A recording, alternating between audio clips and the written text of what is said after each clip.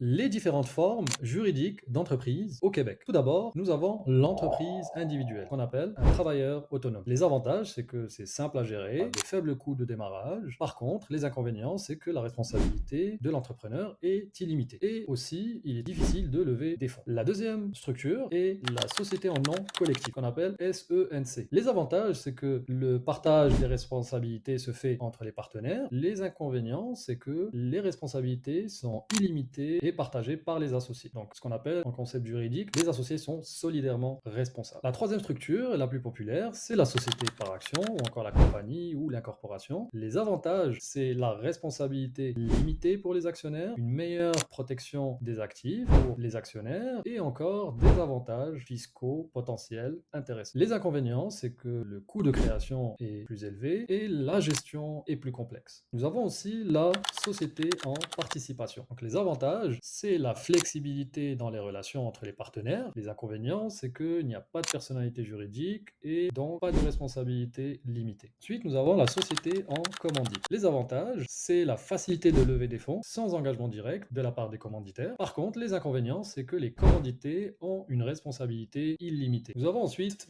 l'association. Donc les avantages, c'est qu'elle est idéale pour des objectifs communs non lucratifs et les inconvénients, c'est qu'elle est moins structurée pour les activités commerciales.